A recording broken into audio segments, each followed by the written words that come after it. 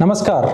आज हम विज्ञान की दृष्टि से यह समझने का प्रयास करेंगे कि इंसान की उम्र क्यों बढ़ती है, शरीर की कोशिकाएं कितनी बार नई कोशिकाएं बना सकती हैं और वह कौन सा समय होता है जब कोशिकाएं जर्जर होकर विभाजन होना बंद कर देती हैं। और अंत में यह भी जानेंगे कि वैज्ञानिक रूप से उम्र बढ़ने की प्रक्रिया को कैसे धीमा किया जा सकता है। विज्ञान के अनुसार मानव शरीर एक अत्यंत जटिल जैविक प्रणाली है जो निरंतर स्वयं की मरम्मत करती है। हर दिन हमारे शरीर की लाखों कोशिकाएं क्षतिग्रस्त होती हैं, हर दिन डीएनए को नुकसान पहुंचता है और हर दिन शरीर के अंदर मौजूद जो हमारा मरम्मत तंत्र है इस नुकसान को ठीक करने का प्रयास करता है। जब हम युवा होते हैं तब यह मरम्मत की प्रक्रिया तेज, सटीक और प्रभावी होती है, लेकिन जैसे जैसे उम्र बढ़ती है कोशिकाओं की मरम्मत क्षमता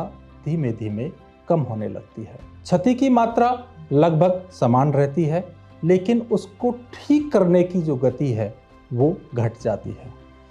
यही असंतुलन उम्र बढ़ने की मूल जैविक प्रक्रिया कहलाता है। अब इस प्रक्रिया को कोशिका स्तर पर समझना आवश्यक है। मानव शरीर की अधिकांश सामान्य कोशिकाएं अनंत बार विभाजित नहीं कर सकती। प्रत्येक कोशिका के पास एक सीमित क्षमता होती है। जितनी बार वह अपनी जैसी नई कोशिकाएं बना सकती है तब तक कहा जाता है कि अभी और उम्र जी जा सकती है। सामान्यतः एक मानव कोशिका लगभग 40 से 60 बार ही विभाजन कर पाती है। इसके बाद वह नई कोशिकाएं बनाना बंद कर देती है। इस प्राकृतिक सीमा का एक प्रमुख कारण क्रोमोसोम के सिरों पर मौजूद वो संरचनाएं हैं जिन्हें टेलोमियर कहा जाता है। टेलोमियर डीएनए की रक्षा करने वाली टोपी की तरह, कैप की तरह काम करते हैं और हर बार जब कोई कोशिका विभाजित होती है तो डीएनए की प्रतिकृति बनती है। लेकिन इस प्रतिकृति की प्रक्रिया में एक स्वाभाविक सीमा होती है जिसके कारण टेलोमियर हर विभाजन के साथ थोड़ा सा छोटा हो जाता है। जब टेलोमियर एक निश्चित न्यूनतम लंबाई पर पहुंच जाता है तो कोशिका इसे डीएनए क्षति का संकेत मान लेती है। इस अवस्था में कोशिका के भीतर एक सुरक्षा तंत्र सक्रिय हो जाता है और कोशिका को आगे विभाजन करने से रोक दिया जाता है। इस अवस्था में कोशिका मरती नहीं है, वह जीवित रहती है, लेकिन नई कोशिकाएं बनाना बंद कर देती है। इसे कोशिका वृद्धावस्था कहा जाता है। ऐसी वृद्ध कोशिकाएं शरीर के ऊतकों में धीमे धीमे जमा होने लगती हैं। ये कोशिकाएं न केवल निष्क्रिय होती हैं बल्कि आसपास की कोशिकाओं में सूजन और तनाव बढ़ाने वाले रसायन भी छोड़ने लगती हैं। समय के साथ यह स्थिति ऊतकों की कार्यक्षमता को कम करती है। इसी कारण उम्र बढ़ने पर घाव देर से भरते हैं, मांसपेशियां घटने लगती हैं और आप देखते हैं कि त्वचा पतली होती जाती है और हमारे अंगों की जो कार्य क्षमता है वो भी कम होने लगती है। और इसी संदर्भ में एक अत्यंत महत्वपूर्ण जैविक प्रक्रिया है जिसे हम ऑटोफेजी कहते हैं। ऑटोफेजी का अर्थ होता है कोशिका की साफ सफाई।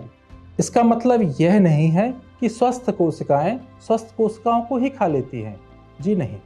वैज्ञानिक अर्थ में ऑटोफेजी एक ऐसी प्रक्रिया है जिसमें कोशिका अपने भीतर मौजूद खराब, टूटे फूटे या बेकार हो चुके हिस्से को, कोशिकाओं को, उनको पहचानती हैं और उनको तोड़ती हैं और उनको उपयोग सामग्री में बदल देती हैं।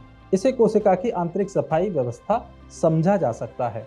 जब ऑटोफेजी ठीक प्रकार से काम करती है तो कोशिका के भीतर जमा होने वाला कचरा कम होता जाता है और क्षतिग्रस्त प्रोटीन और खराब ऊर्जा उत्पादन संरचनाएं हटती हैं।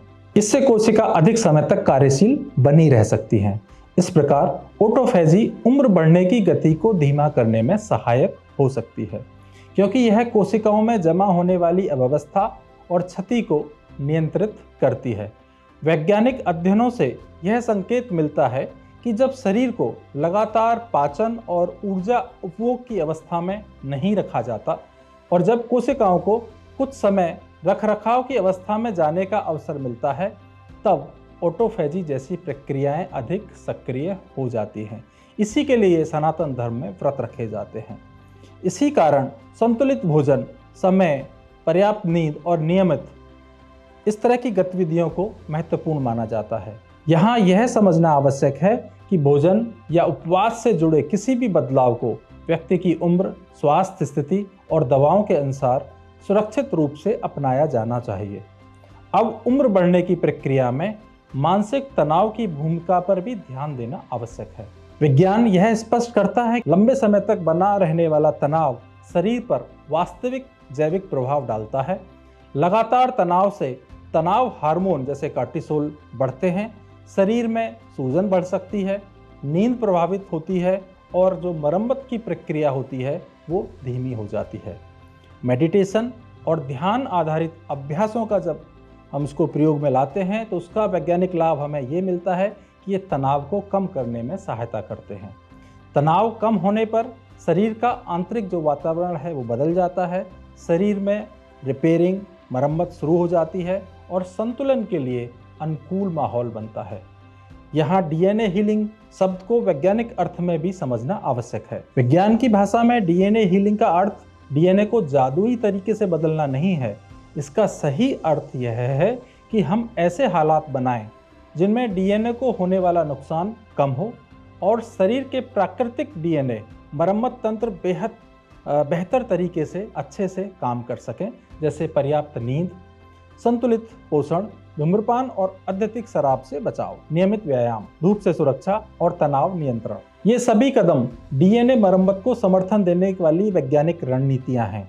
अंततः विज्ञान की दृष्टि से एंटी एजिंग का अर्थ उम्र को रोकना नहीं है। इसका अर्थ है कि उम्र बढ़ने की जो गति है उसको धीमा करना और शरीर की मरम्मत तथा संतुलन प्रणालियों को अधिक समय तक कार्यशील बनाए रखना। कोशिका वृद्धावस्था, टेलोमीर का छोटा होना, डीएनए क्षति का जमा होना और शरीर में हल्की सूजन का बढ़ना, ये सभी उम्र बढ़ने की दिशा में शरीर को आगे बढ़ाते हैं। वहीं ऑटोफेजी जैसी प्राकृतिक सफाई प्रक्रियाएं, सही नींद, संतुलित आहार, नियमित गतिविधि और तनाव नियंत्रण शरीर के रखरखाव तंत्र को मजबूत बनाए रख सकते हैं। जब शरीर की मरम्मत क्षमता क्षति की मात्रा से पीछे रह जाती है तब वृद्धावस्था के लक्षण स्पष्ट होने लगते हैं और जब यह संतुलन पूरी तरह टूट जाता है तब जीवन को बनाए रखने वाली जैविक प्रक्रियाएं समाप्त हो जाती हैं। यही उम्र बढ़ने और मृत्यु की वैज्ञानिक व्याख्या है। हालांकि स्पिरिचुअलिटी में इसकी अलग तरीके से व्याख्या कर सकते हैं। उम्मीद है आपको वीडियो अच्छा लगा होगा। Thank you.